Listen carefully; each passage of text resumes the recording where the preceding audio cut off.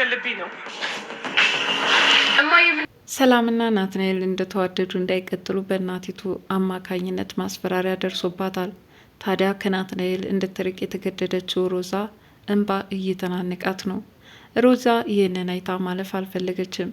ይልቁንስ ከቤተሰብ አንዳች ትርምስ እንደተፈጠረ ነገር ግን በግልጽ ያልተገለጸላትና አሁንም ቢሆን ሰላም በድብብቆሽ ሽፍንፍን አድርጋ ያለፈችው ቢሆንም የኋላ ኋላ ግን እውነታውን ለሮዛ ልትነግራት ትገዳለች። ይኸውም እንግዲህ በእናቲቱ እንደመጣችባትና ልትገልባት እያስፈራራቻት እንደሆነ ነግራታለች። በዚህን ሰዓት ሮዛ እናቷን ስታፋጥጣት ነበር። ማለትም ከመቼ ወዲህ ነው እማዬ በዚህ ልክ በሰው እናት ትፈርጃለሽ፣ አሊያም ደግሞ በእሷ ላይ ክፉ ነገር ታስቢባታለች ብዬ አላሰብኩም ነበረ። በቃ ልጆቹ እንደተዋደዱ የራሳቸውን ፍቃድ እንዲኖሩ ፍቀጅላቸው። ከዚህ በኋላ ከስር ከስር እየተከታተልሽ ሰላምንም ሆነ ናትናኤልን ባታሳድጃቸው መልካም ነው ስትል ነግራታለች። ይሁን እንጂ ሮዛ አሁን በነገሩ ጥብቅና መቆሟ እናቲቱንም በጣም እያናደዳትና ከልክ ያለፈ እልህ ውስጥ እንድትገባ አድርጓታል። በሌላ በኩል ማኪ ነገሮቹ ሊሳኩላትና እንዲሁም ናትናኤል ወደ እሷ እንደሚቀርብ እያሰበች በጣም ተደስታለች። ፊት ለፊቴ እየተደቀኑ ያሉ ጋሬጣዎች እንዴት አልፋቸዋለሁ? እልፍ ነስቶኝ የኖረ ቢሆንም አሁን ግን ማዬ ቃልሽን ስለጠበቅሽና ሁለታችን በፍቅር ግንኙነት አብረን እንድንሆን በኩልሽን እየለፋሽ ስለሆነ ከልብ አመሰግናለሁ ስትል ለናትናኤል እናት ምስጋና አቅርባላታለች። ነገር ግን ሁለታቸው ተቃቅፈው ሳይጨርሱ ሮዚና አሁን የልብ ምቷን በማዳመጥ ከናትናኤል ጋር ስለተፈጠረው እንቆቅልሽ ትነግርኛለች ስትል ሮዛ ሰላምን እያስጨነቀቻት ቢሆንም ሰላም ግን የኋላ ኋላ በእናቲቱ በኩል ችግር እንደተፈጠረ ግልጽ ለመስማት ችላለች ማለት ነው። ሰላም የሮዛ ድራማ ተከታታዮች እንደምናላችሁ በያላችሁበት በዓለም ዳርቻ ሰላማችሁ ይብዛ እያልኩኝ ዛሬም እንደተለመደው በሮዛ ድራማ ምን አዲስ ነገር አለ ቀጣዩን ክፍል ይዤላችሁ መጥቻለሁኝ። እንግዲህ በባለፈው ካቆመበት ስንመለከት እውነትም ለዛ ሰው ህይወት መትረፍ እሷ ትደርሳለች የመፍትሄ አካልም ትሆናለች ብለን ገምተን ነበረን። እውነትም የሆነው ያ ነው። ለማንኛውም ይህ ሰው በጣም በፍቅር የተጎዳ ልቦናውን አሁን ይችን ዓለም ተሰናብቼ ካልተገላገልኳት እያለ ትግል የገጠመበትን ታሪክ እንዲቀይር አድርገዋለች። ይህ በጣም ድንቅ ነገር ነው። የሰው ልጅ የሞትን ህቅታ ተጋፍጦ ከዛም ይችን ዓለም ሊያሸልብ በትግል ላይ የነበረችን ነፍስ መታደግ ምንኛ መታደል ነው። ሮዛን እንደ መላእክታን ከዛ ከሞት ጋራ ሲታገል የነበረውን ተስፋ የቆረጠውን እንደገና ስብራቱን መጠገን ባያስችላትም በህይወት ግን ማገገምና ነገ የተሻለ ቀን እንዳለ ልታሳየው ሞክራለች። ማኪ የዚህ ሁሉ እንክብካቤ ለእሷ ጨንቋታል። እየታወቀሽ ነው ለምንድን ነው ያለ የምትከነከኙ ለምን ትጨንቂያለሽ ስትላት ነበረ። እሷም ሰው ስለሆነ ብቻ መርዳት እንዳለባቸው ነግራት የቻላትን ያህል እንክብካቤ አድርጋለታለች። አሁንም ቢሆን ጊዜያትን እየጠበቀ ነው። ይህ ሰው ራሱን ለማጥፋት ወደኋላ የሚል አይመስልም። አሁንም ማሂ ይላል። ማሂ ከልቡ ከገባች ሰንበትበት ብላለች። ለብደት ደረጃ ጎዳና ላይ እስኪወጣበት ያለው የፍቅር ከፍታ ምን ያህል እንደሆነ መቼም አያዳግትም።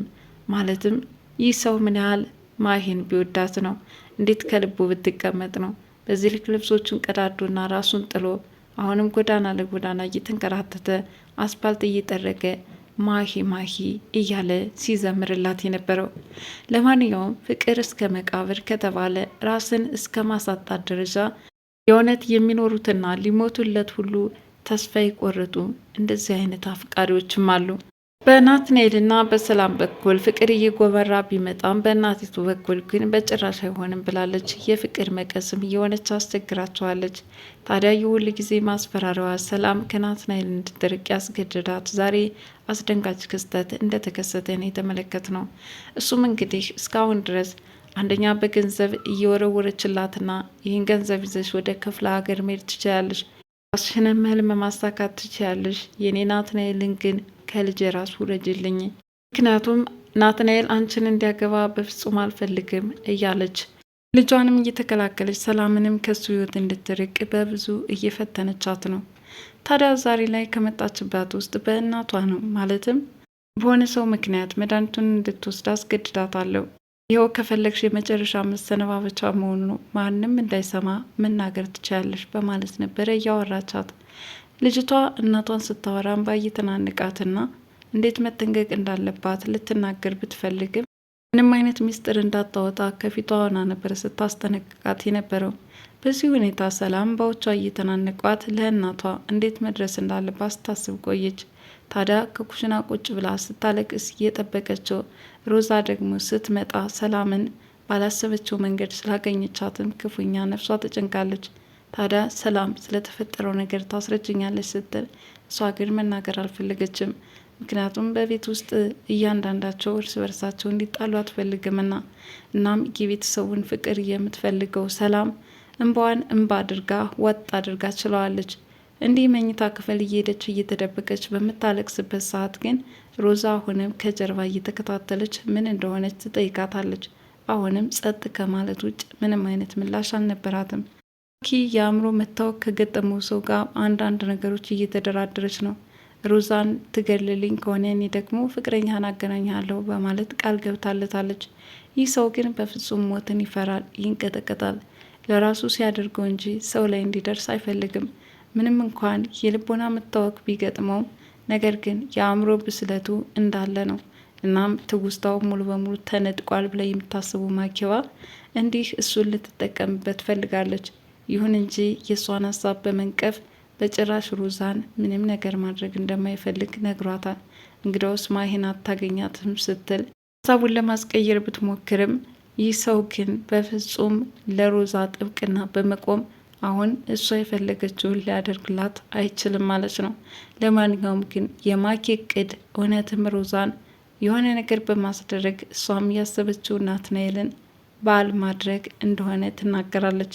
ናትናኤልና ሰላም በሁለታቸው መካከል ከፍተኛ የሆነ መዋደድ ቢኖራቸውም ሁለተኛ ከልጅ ስር ብትይ እናትሽን ታጫታለሽ የሚል ዛቻ ካደረሰችባት በኋላ እንዴት ናትናኤልን መሰናበት እንዳለባት ቀለበቷ ጋር ነበር ስትታገል የነበረው። ማለትም ታዲያ ወደ መኝታ ክፍል ገብታማ አሁንም እንደተለመደው የሰላምን ፈገግታ ያጣው ናትናኤል ምን ገጥሞች ነው ሲል ይጠይቃታል።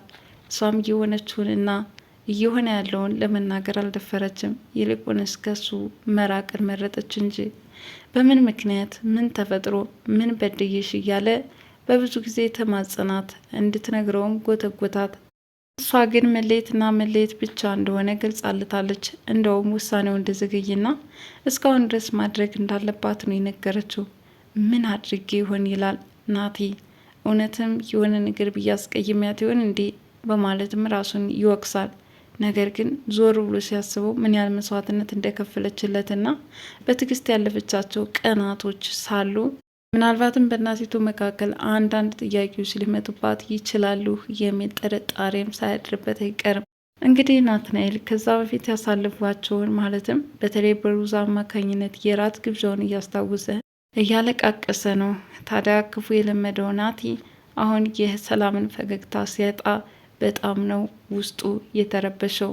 ሮዛም እንደዚሁ ሰላም ያለው ትሯ በየገባችበት እያለቀሰችና የራሴን አመመኝ እያለች የምትነግራን ነገር ለእሷ በጣም ነው ያስጨንቃት። ከናቲ ጋር ምን ሆናችኋል? የተፈጠረው ምንድን ነው? እስኪ ንገር እያለችም እየተከታተለች ብትጠይቃትም እሷ ግን በቃ የሆንኩት በራሴ ላይ የደረሰው ስመም ነው እንጂ ሌላ ምንም ነገር የለም ስትል ነገሩን አደባብሳ ለማለፍ ሞክራለች። የኋላ ኋላ ግን እውነታውን መናገር እንዳለባት ስትመክር ቆይታ በቃ እናትሽ እናቴ ልትገላት ነው ስትል እንቅጩን ነግራታለች። የዚህን ሰዓት እንግዲህ የናትናኤል እናት ፍራቻ ውስጥ ስለገባች አሁን ሰላምን ማስፈራራት ስለነበረባት መድኃኒቱን አሁኑኑ ስጡልኝ ስትል ነው እየተናገረችው።